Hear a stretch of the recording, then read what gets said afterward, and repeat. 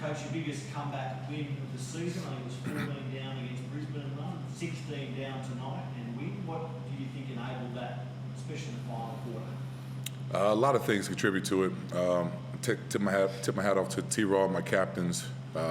This week was just about let's get back to enjoying the game, trusting each other, finding ways to see how we can get the guys, competing for 40 minutes and do what it takes to win. We had, really two good practices again, putting ourselves in situations like this, being down and being up. And so I guess it kind of paid off because the guys never gave up and the fans stayed with us the whole time.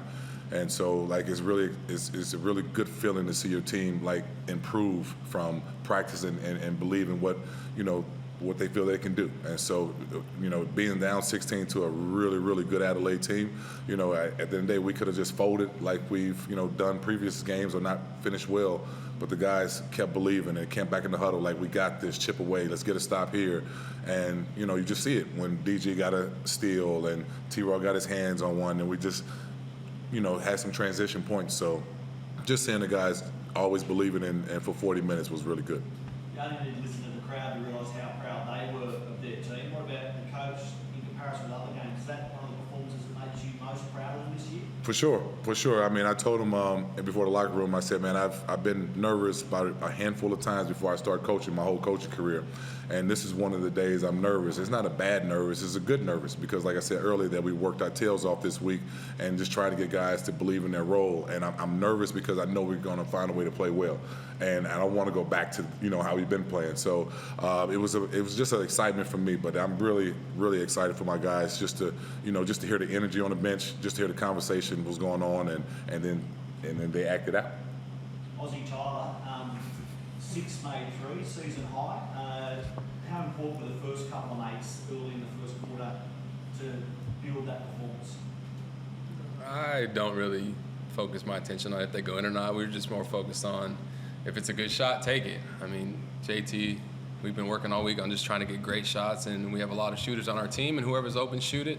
Obviously, it's better when they go in. Sometimes they don't, but I got a few good looks early on, and that sort of helped our momentum, I think, to get going. And, of course, they made a run, but I think our ability to start the game today propelled us throughout this game.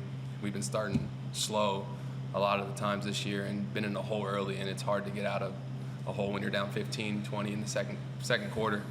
But today was a different story.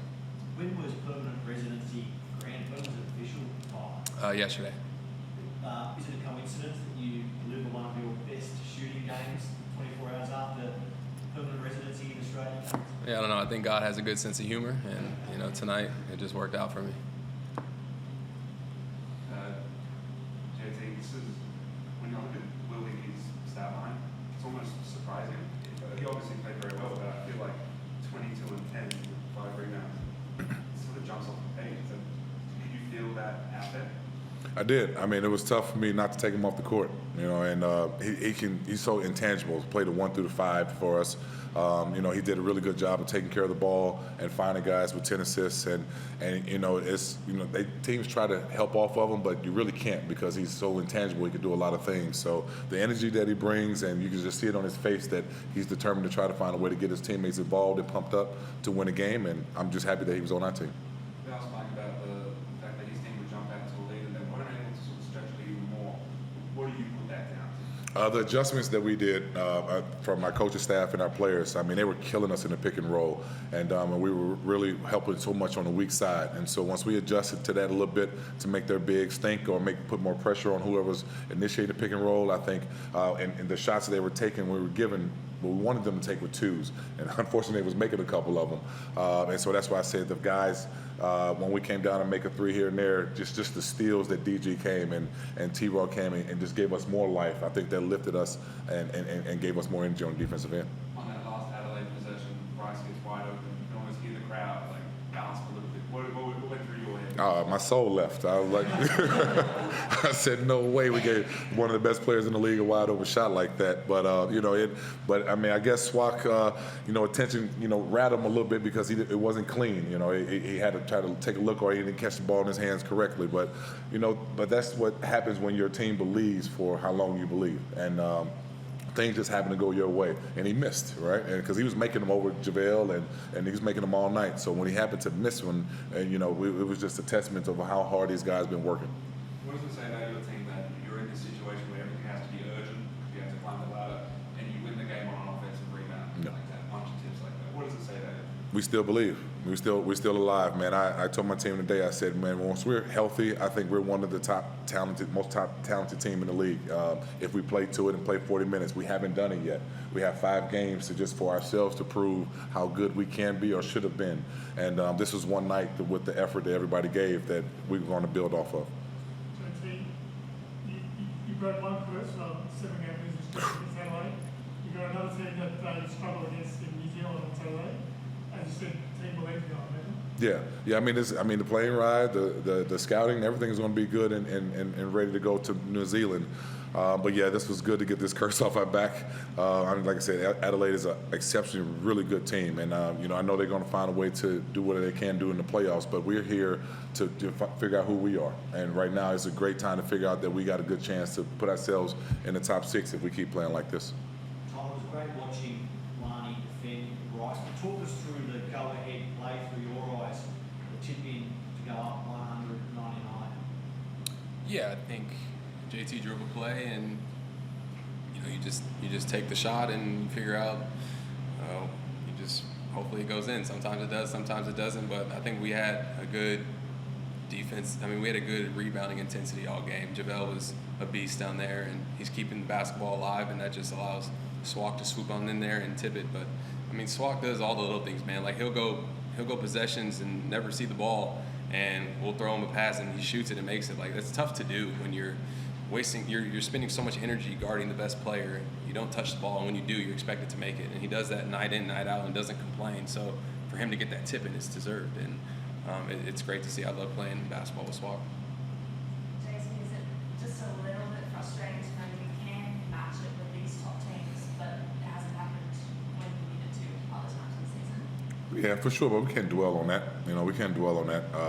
We are who we are right now. We went through our struggles, and we're still going through them in time, but we're learning from it. And like I said, as long as we got games and opportunity to be in the top 6, let's keep pushing for it and to see how great we can be or how good we can be.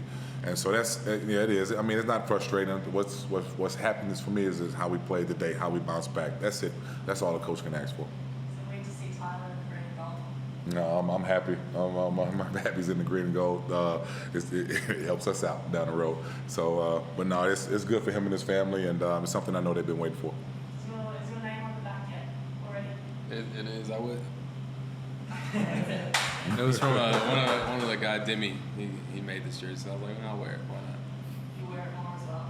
You give it It's a little tight. I think I'll give it to my son. JT, maybe a loaded question, but when you guys cut it to 6 and then to 4, with what this Adelaide team's been going through recently with the losses, you sort of smell blood in the water a little bit? I mean, the way it's been going for us all season, yes and no.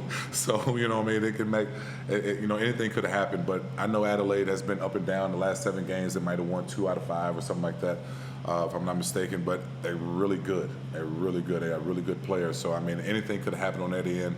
But I was just more happy for us to keep chipping away because it could have went from 16 to 30 like it's been previously doing for us instead of 16 for us to win by 1. So holding them down to 99 points and Bryce to 28. I know he shot 27 times. Swak and DG and Davo did an exceptional job, and our bigs did too. So, I mean, just to pull this 1-point win out, I'll take it all day.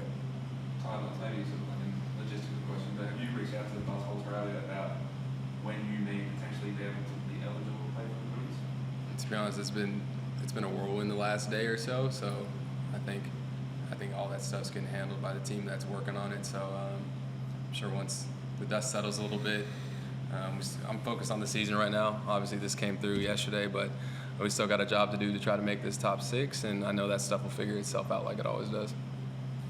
Something that we haven't talked about, and is Denver, I'll jump on your analogy, but an absolute shot tonight on both ends of the floor. How important is a piece like him coming to this long stretch? Huge. We sat him out of practice for 2 today so he can make sure his body's okay. But DG, like I said, man, he's a spark plug that I know every team would love to have. I'm just glad he's with us. And so And so, like, just today, like I said, picking up Bryce full court, he looked and asked for a sub. I ignored him. You know, I was like, there's no way you're coming out right now. So just keep the pace. He just brings energy and does the small things. So, man, I'm happy that A, he's healthy, B, he's on our team. And I'm not going to touch more on the Australian thing with Tyler, but that real Australian championship core that you run there, you've got Tyler in there, you've got David in there, Swap, Mason, Sam.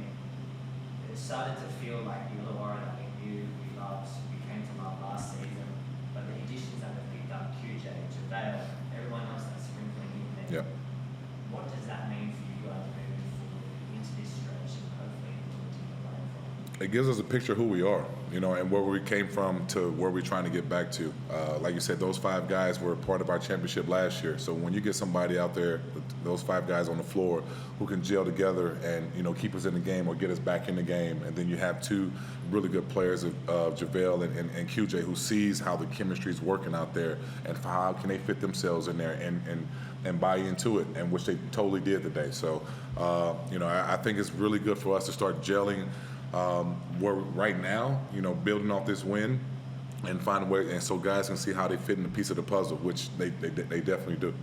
And Tyler, in that last time out there, what was your message to the boys? It was JT talking. I didn't say much, to be honest with you. I think JT's done a great job this year of trying to keep us level-headed, stable. He's balding a little bit from this season, but he's done a good job, man, with us, and it's tough. I mean, like, I've been here 6 years, and you go through these cycles where sometimes it's just rough, and you have to try to fight your way through. But the way we play tonight, if we can figure that out the next 4 games we have left, we're going to give ourselves a good chance. Tyler, you'd love to come into your last home game against Sydney with the postseason still alive. How tricky is the New Zealand game in between the short turnaround, the emotional win tonight, post-finish? How tricky do you see your assignment next time? Yeah, New Zealand's had our number this year by a lot. So I don't think anybody on our team thinks we're going to go to New Zealand, and if we don't give as much effort as we did tonight, they're going to blow us out. That's just how they've been playing, and I'm sure they think that, you know, they have our number. So it's going to be a tough battle, and I think we have momentum right now, seeing how well we can play, and I think that gives us confidence traveling tomorrow and playing the next day. Given you still Yes, I'll just ask one quickly, because you've already been in for a long time, but let's take the basketball side out of things. What does it mean to you to be able to now call things home officially? Yeah, it's amazing. It's been a long process. A lot of people have helped get me to this stage, and, you know, shout out to Jared and the Hawks for sticking with me, you know, throughout this time. It's very rare that a player is able to stick with the club for so long. Usually you get 1-year deals and you bounce around and you're out of here. So I'm really grateful for them, grateful for this community. It's been nothing but love for my family. I mean, my family, her family come and visit us, and they're just like, this place is amazing. So I'm just grateful, man. God has blessed me and my family to be able to be a permanent resident here. Okay. Thank you. Bryce, I said in the call you did the best Australian accent on American we've ever heard. Can you give us an example of that? No. I'll wait till I'm a citizen, and I'll give you the full accent.